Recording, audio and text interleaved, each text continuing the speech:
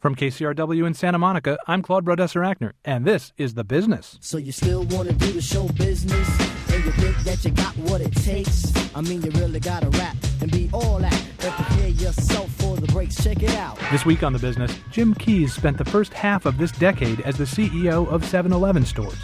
Now he's applying the lessons of the Big Gulp to the small screen, as head of the troubled video giant, Blockbuster. Plus, critic Ben Fritz asks, why are hardcore gamers so hard-hearted? And good agentry with writer and producer Rob Long. But first, it's the Hollywood News Caravan. Go nowhere, it's The Business from NPR.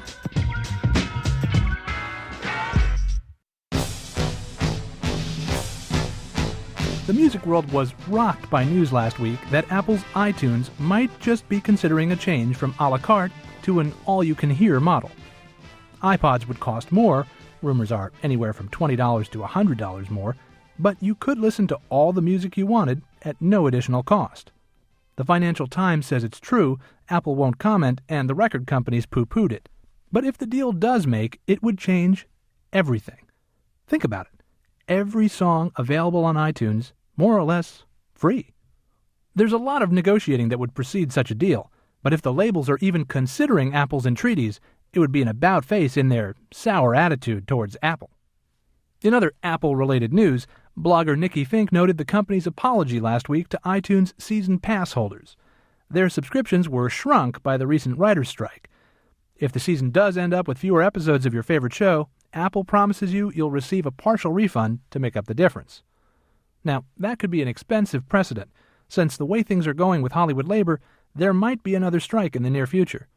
After all, it took the AFL-CIO to keep the Screen Actors Guild from going to war. Not with producers, but with its sister union, AFTRA. Last week, AFL-CIO President John Sweeney announced that after weeks of internecine bickering, the two actors' guilds are finally committed to negotiating jointly. Quote Sweeney, "I congratulate the two unions for reaching agreement on this important matter and look forward to productive joint negotiations." Congratulate?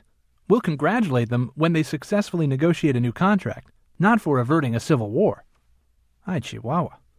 And finally, speaking of Chihuahuas, in one of the oddest movie promotions in a dog's age, the Walt Disney Company is partnering with the Catholic Church for its new film, Beverly Hills Chihuahua. On March 22nd, Disney held The Blessing of the Chihuahuas, a procession in downtown L.A. where your little pooch could hobnob with celebrity Chihuahuas from the film and receive a personal blessing by Cardinal Roger Mahoney. Those who brought their Chihuahua to the Beverly Hills Chihuahua booth got a free Chihuahua-sized t-shirt and all their Chihuahua sins forgiven. And that's the Hollywood News Caravan. Coming up later in the show, can the king of Slurpees save Blockbuster? But next, worst video game review ever.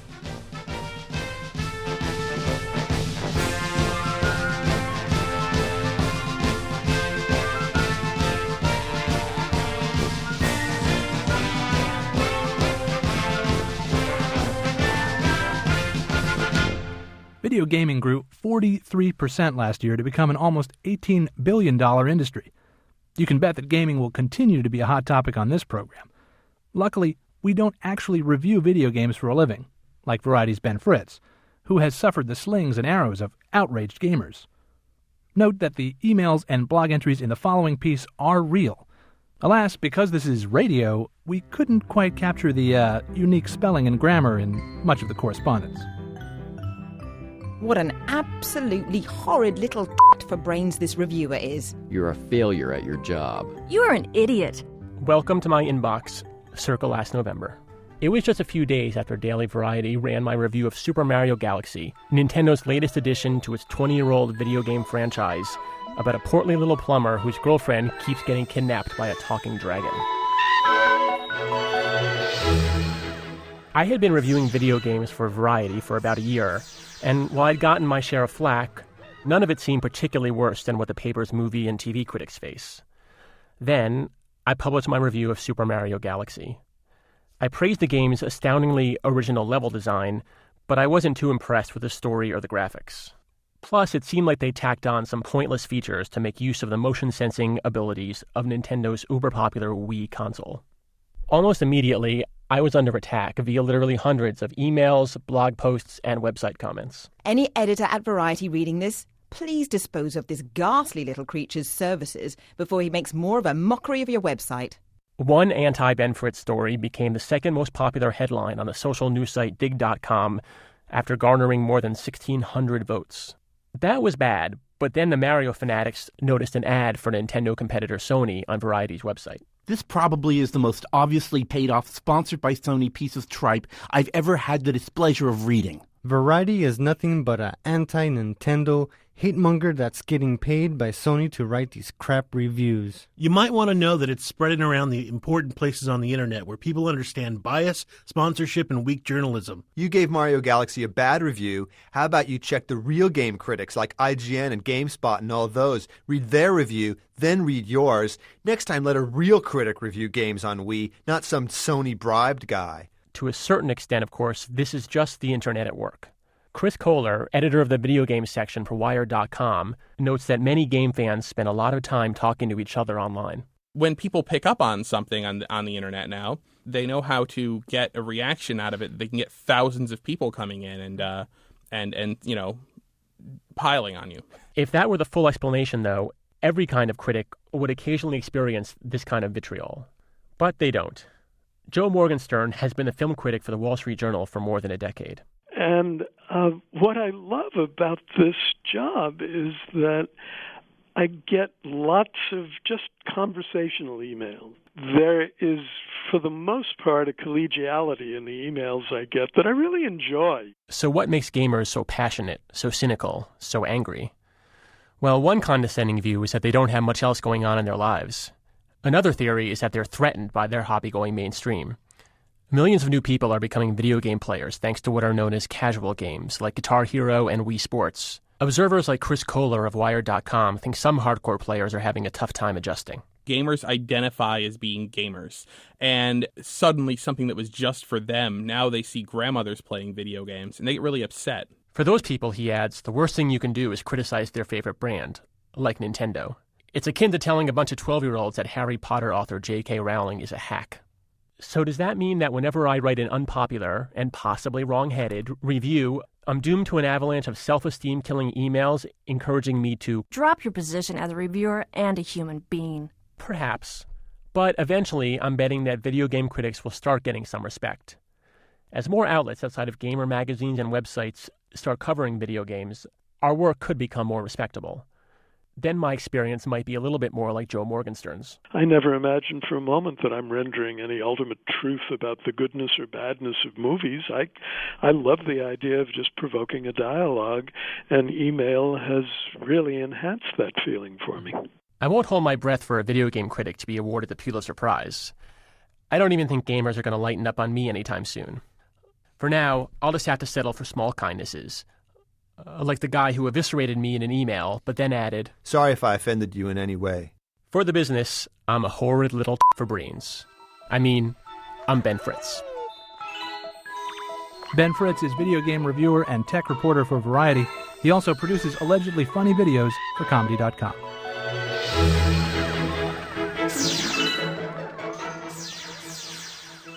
It seems like a very bad time to run a chain of video stores.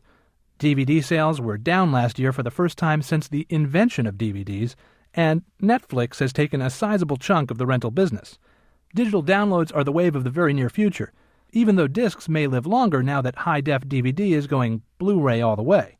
Video rental giant Blockbuster tried to adapt to all this, but sank into pools of red ink. Its stock, which hovered around $20 a share at the end of 2003, plunged to about $3. Shareholders, led by corporate raider Carl Icahn, howled for the head of CEO John Antioco. And last July, they got their wish. They've seemed to have chosen a replacement wisely. To quote the New York Times, if Blockbuster is a company in desperate need of a script doctor, the man it has chosen for the task, James W. Keyes, the former chief executive of 7-Eleven, could perhaps be described as a master of rewrite. To the delight of Blockbuster shareholders, the company responded immediately, showing improvement in its bottom line last quarter and predicting a profit, lo and behold, in 2008. Now, two major reasons for the turnaround were cost-cutting moves on the part of the new boss and the collapse of the nation's number 2 video rental chain, Movie Gallery. And Blockbuster may get a leg up from the recession, because while an economic downturn may be bad for movie theaters, it's typically good for video rentals. Having said all that, Jim Keyes is clearly a man with a plan for the future. And as Hollywood struggles with its digital future, this outsider from the world of hot dogs and Slurpees may have some of the answers. Jim, welcome to the business. Thank you. It's great to be here. So what did your consigliere tell you when you took this job? Why did you take it? Well, as you can imagine, the responses were across the board, from those who thought I should take a little time off and just relax to those who questioned my judgment in taking on such a challenging company and a challenging industry. But actually, those who were closest to me really were not surprised at all.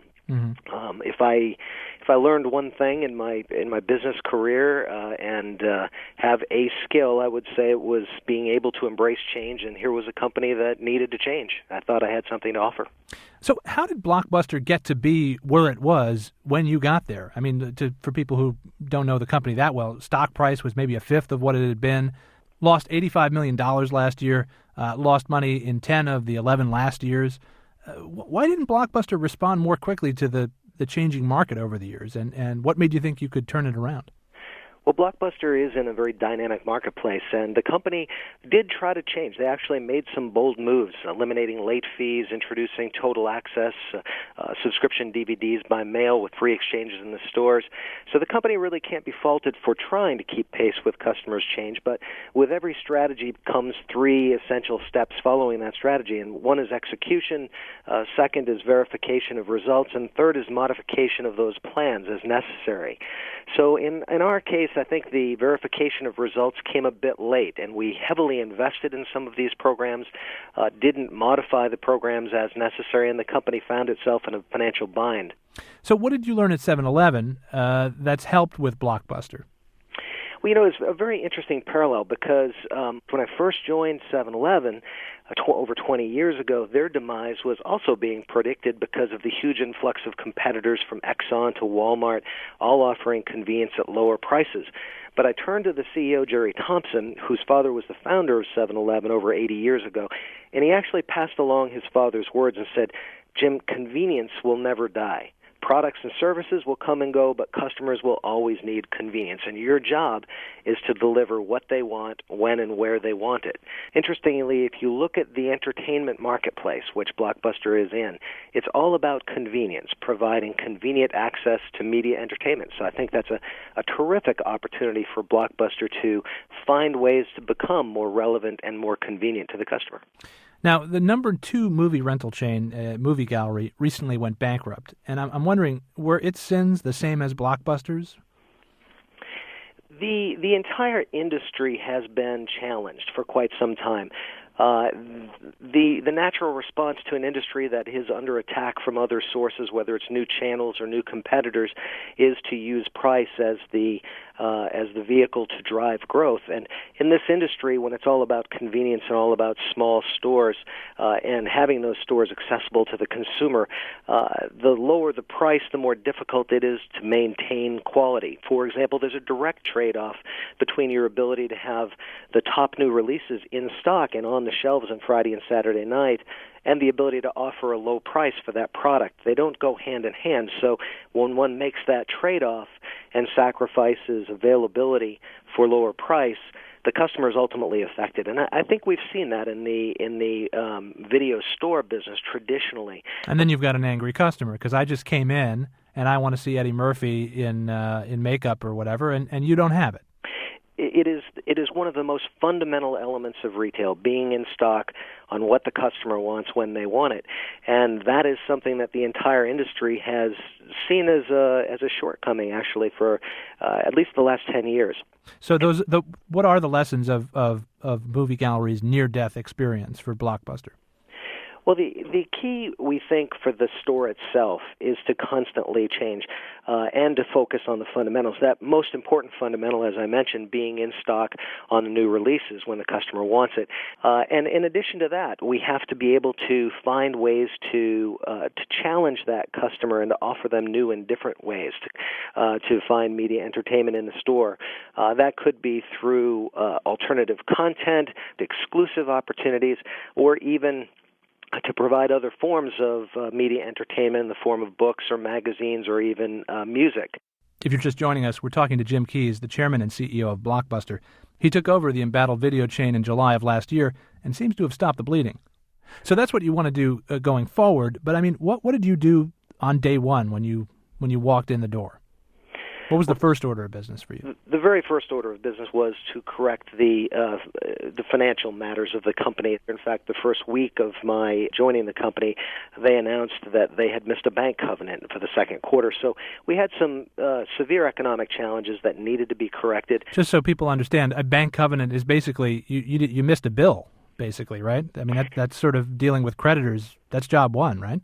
Well, it's a promise, if you will, with your lenders to be able to meet certain earnings expectations. Of course, no different from applying for a mortgage and having certain expectations that your bank would have when they lend you that mortgage. And missing the promise that we made to our bankers, now it's a very severe situation that was able to be corrected. We, of course, were able to immediately put programs in place that reversed that financial trend. We achieved our covenants for both the third and the fourth quarters of last year and are in much better financial shape going forward. In fact, we just put out new guidance for next year that projects a return to profitability for Blockbuster. So how did you sort of put the fires out and get the house in order? Well, there were two immediate changes that needed to be made. The first was to address the cost structure of the company and to identify every unnecessary expense, of course, and to eliminate those expenses to begin to save money. And by expenses, you mean stores. You shut down an awful lot of them, didn't you? We had some approximately 250 store closings during the year last year. And interestingly, it's not about just eliminating costs, it's redeploying costs. So we found that labor in the stores was too thin. We actually had too few people on Saturday night to be able to wait on all of our customers. So we were able to redeploy costs by eliminating some positions in some areas of the company and putting more labor actually into the stores. At the same time, bringing more savings to the bottom line. Now, you've cut costs a lot. What's the strategy for growth? The growth strategy really comes down to three fundamentals. First is to rebuild the core DVD rental business. We think that the DVD rental business is actually quite robust, and with the introduction of Blu-ray and by doing a better job of filling the shelves with top new releases, we think we can do a better job and develop the core rental business into a profitably growing segment for us. Secondly, we plan to focus on retail. We have never really sold very much in the stores. In fact, if you wanted to buy a copy of Shrek for your 5-year-old, you might have had to go to one of the other retailers. Today, we are doing a much better job on the retail side and plan to expand those retail offerings to offer not only movies and games, but also game consoles and eventually other related entertainment products and services. And then the third strategy is to develop the emerging digital marketplace. We, very early in my tenure here at Blockbuster, had the good fortune to buy a company called MovieLink, which was one of the first of the digital entertainment companies. So we now have over 6,000 titles in digital format that we're able to rent or sell to our customers via Blockbuster.com, and we'll be able to participate in Blockbuster in a very different form going forward, providing digital content for either portable devices, your PC, or eventually being able to move digital content directly to your television at home. After a short break, more with Jim Keyes. The new CEO is trying to keep Blockbuster from going bust. You're listening to The Business from NPR.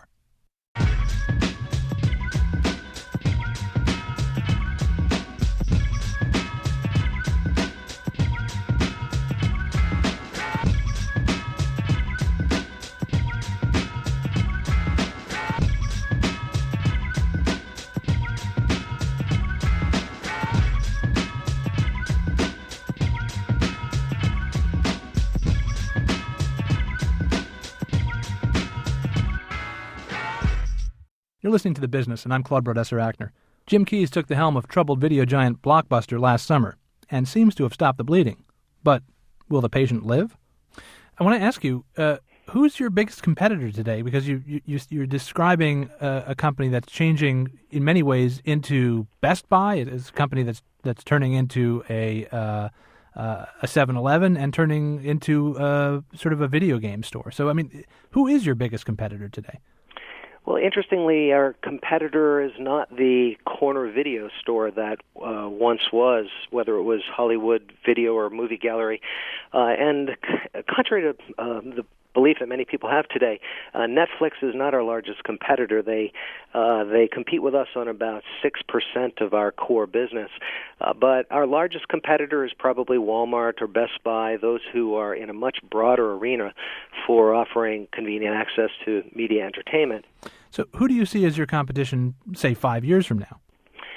5 years from now, it is more likely that some of the large telecom companies or cable companies or perhaps an Amazon would be the more direct competitor for Blockbuster as we evolve into more digital content and the ability to take our content directly to your home.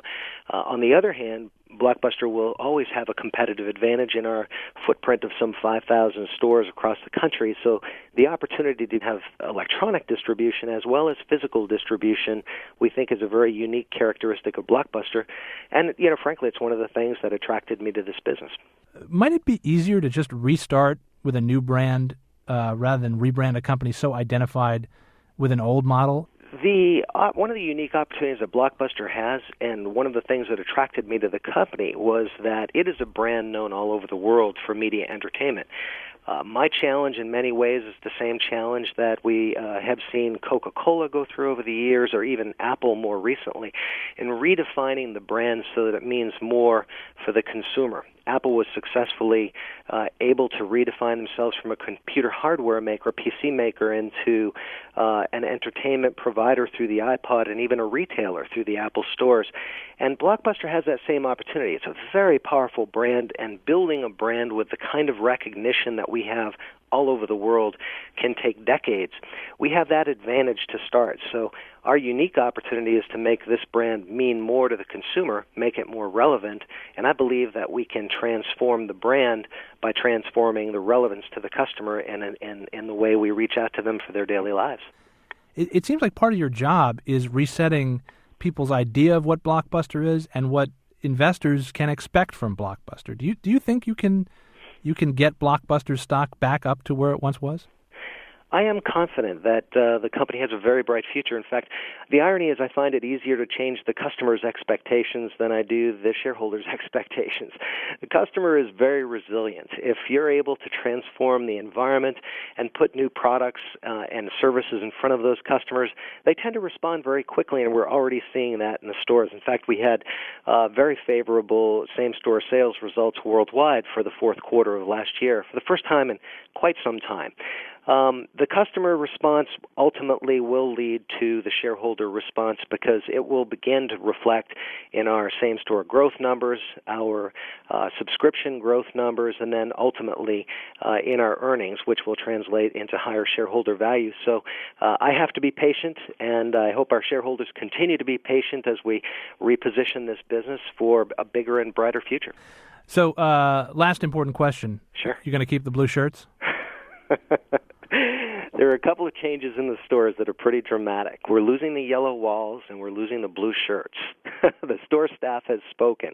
And, we're transforming the look and feel. We actually have a renovation project going on inside of our stores called Rock the Block. And I think you'll see some, very inexpensive changes to the cosmetic look and feel of Blockbuster stores going forward. So far, the customers and the employees have responded in a great way, and it's a lot of fun. It's a fun new environment. Well, Jim Keyes is the chairman and CEO of Blockbuster, maybe Blockbuster Media, soon to be. He joined us from his office in Dallas. Jim, thanks for being on The Business. Thanks. I enjoyed it.